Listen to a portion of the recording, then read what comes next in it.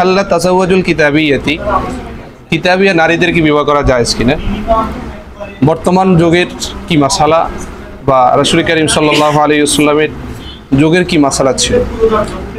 দেখো কোরআনের মধ্যে রয়েছে যে কিতাবি নারী যারা সরাসরি ইহুদি খ্রিস্টান অর্থাৎ যারা কিতাবের উপর ঈমান আনছে তাদেরকে বিবাহ করা হালাল বলা হচ্ছে। এখন এই যুগে আসি বিবাহ করাটা জায়েজ হবে কি? যেহেতু তোমাদের প্রশ্নটা হলো এই যুগে যেই ইনজিল আছে বা তাওরাত রয়েছে, জাবুর রয়েছে, এগুলো তো এগুলো পরিবর্তিত। এক্ষেত্রে আমরা ফিকির কিছু বিষয়, এটা লম্বা ছোট একটা আলোচনা আছে, আল কাউসারও আলোচনাটি আসছে বা বিভিন্ন ফতুয়া কিতাবগুলোর মধ্যে আসছে। সারমর্ম কথা হলো বিবাহের জন্য কয়েকটা শর্ত আছে, অর্থাৎ হালাল বিবাহ হওয়ার জন্য বা জায়েজ বিবাহ হওয়ার জন্য কিছু শর্ত আছে। তিনটা বিষয় বিবাহ হওয়ার ক্ষেত্রে, একটা হলো বিবাহ বৈধ হওয়া, বিবাহ কি হওয়া? বৈধ হওয়া। আরেকটা হলো বিবাহ জায়েজ হওয়া, আরেকটা হলো বিবাহ জায়েজ না হওয়া। এখন আমরা তিনটা বিষয় দেখব, বিবাহটা বৈধ হচ্ছে কিনা। একজন কিতাবিয়া নারীর সাথে বিবাহ বৈধ হওয়ার জন্য দুইটা শর্ত। কয়টা? দুইটা শর্ত। এক নম্বর শর্ত হলো কিতাবিয়া নারীর সাথে বিবাহের ক্ষেত্রে ওই কিতাবি নারী যে আছে সে পরিপূর্ণ তাওরাত জাবুর ইনজিলকে মানে কিনা। এটা বুঝবে কি করে? যে সে এক আল্লাহকে বিশ্বাস করে কিনা, এক আল্লাহকে বিশ্বাস করে কিনা।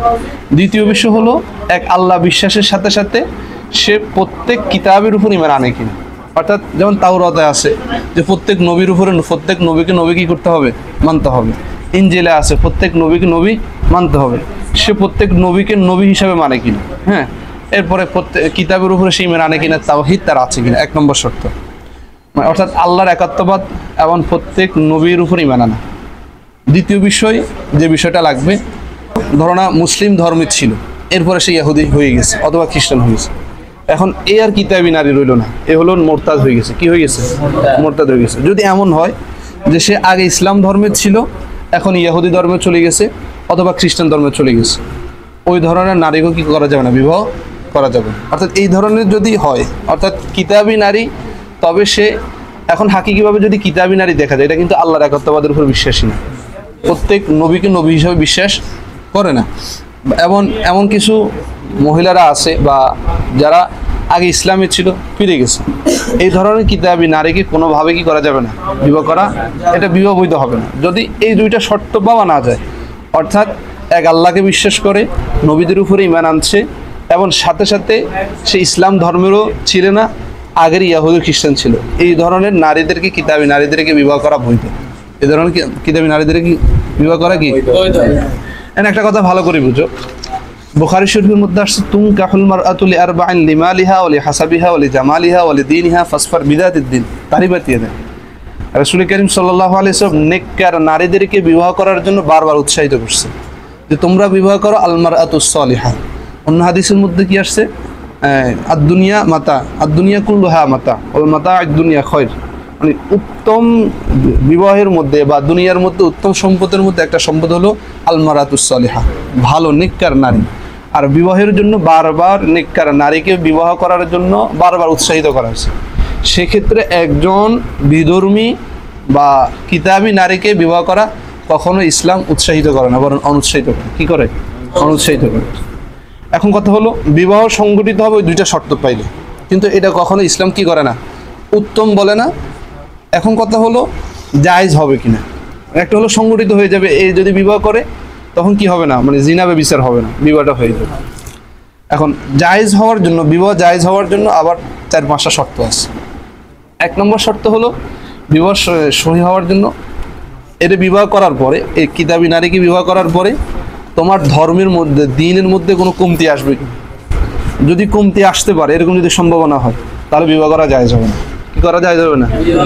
দ্বিতীয় বিষয় হলো সন্তান লালন পালন হয় মা বাবার অভ্যাস নিয়ে, মা বাবার মানে ম্যান্ডেট যেটা, মা বাবার চিন্তা চেতনা যেটা, এটা নিয়ে সন্তান কি হয়? বড় হয়। এক্ষেত্রে সন্তান যখন বড় হবে, এখন মায়ের চিন্তা চেতনা যদি বড় হয়, তাহলে তো ছেলে তো ইসলাম ধর্ম নিয়ে আসতেছে না, তখন সে তার মা কিতাবি ইহুদি হবে অথবা খ্রিস্টান হবে, সে চিন্তা চেতনা যদি লালন হওয়ার যদি আশঙ্কা হয়, তখন ওই সময় কিতাবি নারীকে বিবাহ করা যায়। আচ্ছা বলো তো, বর্তমান সময় কেউ যদি ইহুদি খ্রিস্টান নারীকে বিবাহ করে, একটা সন্তান কি মায়ের দিকে ঝুঁকবে না?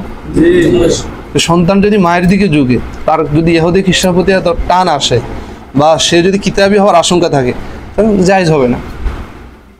দ্বিতীয় আরেকটা বিষয় হলো, এমন ধর্মে তুমি এমন দেশে বিবাহ করছো যেই দেশে স্বামী ইসলাম, সে মারা গেলে দেখা যায় এই সন্তানের মালিক হয়ে যাবে কে? স্ত্রী। তখন তো ওই সন্তানটা ইচ্ছা অনিচ্ছায় তাদের কি হয়ে যাবে। আমি তোমাদেরকে বোঝানোর জন্য বলি, নয়া দিগন্তে একটা খবর পড়ছিলাম যে অপবিশ্বাস, যে সে একটা হিন্দু বা খ্রিস্টান হতে পারে, কি মানে আমাদের ধর্মের না, তো তাকে একটা চলচ্চিত্র নায়ক বিবাহ করছে। এখন তার যে ছেলে আছে সে তো এখন ওই ধর্মের দিকে চলে যায়। এ ধরনের বিবাহ বলে যে কিতাবি নারী হলে বিবাহ করা যায় দিচ্ছে। আমাদের দেশের তো এক বড় নেত্রীর ছেলে একটা খ্রিস্টান নারীকে বিবাহ করছে, তখন বলছে কি ওয়াল মুহসানাতু মিনান নিসা ইল্লা মা মালাকাত আইমানুকুম কিতাবাল্লাহি আলাইকুম ওয়া উহিল্লা লাকুম মা ওয়ারা যালিকুম আন তাবাতাগু বিআমওয়ালিকুম মুহসিনিন। কিতাবি নারীদের কি করা যাবে? বিবাহ করা যাবে।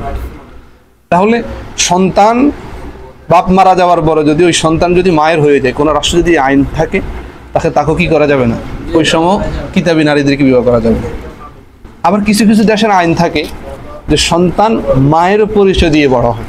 যেমন ইউরোপ কান্ট্রিগুলোতে সন্তান কার পরিচয় বড় হয়? কারণ বাবা তো অনেক হয়, কার পরিচয় দিবে?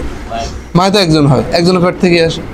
তো সেই দেশের মধ্যে তুমি মুসলিম হয়ে কোনোভাবে সে দেশের কিতাবি নারীদেরকে বিবাহ করা কি হবে না? জায়েজ হবে না। কেন জায়েজ হবে না? তোমার সন্তানকে তুমি ইসলামের উপর অটল রাখতে পারবে না। কথা কি বুঝছি? বুঝছো? সারমর্ম কথা হলো, এখন কিতাবি নারীদেরকে বিবাহ করা জায়েজ কিনা, ওই দুইটা শর্ত থাকলে, দুইটা যদি শর্ত পাওয়া যায়। কোন দুইটা শর্ত বললাম? এক নম্বর শর্ত বললাম, সে যদি পরিপূর্ণ কিতাবওয়ালা হয়, কিতাবকে ধারণ করে এবং নবীদের উপরেই ঈমান আনে এবং একাত্মবাদে বিশ্বাসী হয়। আর দ্বিতীয়টা বললাম, সে আগে ইসলাম ধর্ম থেকে ত্যাগ করে নেয়, সে মূলতই কি ইহুদি ধর্ম। কেউ আছে যে ইহুদি ধর্ম থেকে ত্যাগ হয়, ওটা হলো বিবাহ বৈধ। এখানে বিবাহ সংগঠিত হবে। যেমন তালাক দেওয়া, তালাক দেওয়া তো এটা বৈধ আছে, কিন্তু এটা এক নিকৃষ্ট বৈধ। কি বৈধ? নিকৃষ্ট বৈধ। এইটাও ধরুন এইভাবে হতে পারে, নিকৃষ্ট বৈধ হতে পারে। কিন্তু ওই যে 4-5টা শর্ত যদি থাকে তাহলে জায়েজ হবে না, কোনোভাবে জায়েজ হবে না। কারণ তুমি তোমার সন্তানকে ইসলামে আনতে তোমার কি হয়ে যাবে? কষ্ট হয়ে যাবে। আবার এরকম হয়, কিছু কিছু রাষ্ট্রে যদি এরকম আইন থাকে যে স্বামীর সাথে যদি তালাক হয়ে যায়, কি হয়ে যায়? তালাক হয়ে যায়, তখন সন্তানের মালিক কি হয়ে যায়? স্ত্রী হয়ে যায়। বাইরের কান্ট্রিতে সিস্টেম এটা। আমাদের দেশের মধ্যে বালেগ হওয়া পর্যন্ত সন্তান কার কাছে থাকে? মায়ের কাছে থাকে। এখন তুমি একজন কিতাবি নারীকে বিবাহ করাইছো, সে তারা কি আলিফ লাম মিম জালিকাল কিতাবুল আরাবিয়া পড়াইতে পারবো নাকি? সেই বেদ এগুলা পড়াইবে, এগুলা পড়াবে। তাহলে ওই ধরনের সময়ও কোনোভাবে ওই কিতাবি নারীদেরকে কি করা যাবে না? বিবাহ করা জায়েজ হবে না। যেমন মুসান্নাফ আব্দুর রাজ্জাকের একটি হাদিস আসছে, হুযায়ফা রাদিয়াল্লাহু তাআলা, কে? হুযায়ফা রাদিয়াল্লাহু তাআলা ওমর রাদিয়াল্লাহু যোগে একজন কিতাবি নারীকে বিবাহ করছে। ওমর রাদিয়াল্লাহু বলছে ছেড়ে দাও, রাখা যাবে না, উনি ছেড়ে দিচ্ছে। তাহলে এখানে যদিও জায়েজের বিষয়টা আসছে, কিন্তু বিভিন্ন শর্ত সাপেক্ষে এখনকার যে সময়, এই সময় অনুযায়ী এই শর্তগুলো পাওয়াটা কি অনেক মুশকিল। এবং ওই যে 4-5টা না জায়েজের কারণ আছে, এই না জায়েজের কারণে কিতাবি নারীদেরকে বর্তমানে কি করা যাবে না? বিবাহ করা যাবে না। আশা করছি বিষয়টা ক্লিয়ার হয়েছে। কিতাবি নারীদেরকে বিবাহ করতে কইবেন আর ফলাফল মনে করে যে আমেরিকার খ্রিস্টান নারীরা সুন্দর, হ্যাঁ, সাউথ আফ্রিকার নারীরা সুন্দর, যায় 1-2টা বিবাহ করবে। এটা আসলে কি হবে না, কোনোভাবে বৈধ ইসলাম দিবে না। কারণ সে দেশে গেলে তোমার যে সন্তান আসবে, সেই সন্তান ইসলামের উপরে অটল অবিচল থাকাটা কষ্টকর। আর বর্তমান সময় যে ইহুদি খ্রিস্টান নারীরা আসে বা ধর্মের লোকরা, এরা আসলে এখন আর কিতাবের উপর অটল থাকে না। এরা মূলত অটল অবিচল নাস্তিক্যবাদীতে বিশ্বাসী, একাত্মবাদ, এক আল্লাহর উপরে কি না এরা বিশ্বাসী না। ঠিক আছে, তো দ্বিতীয় পরের বিষয় হলো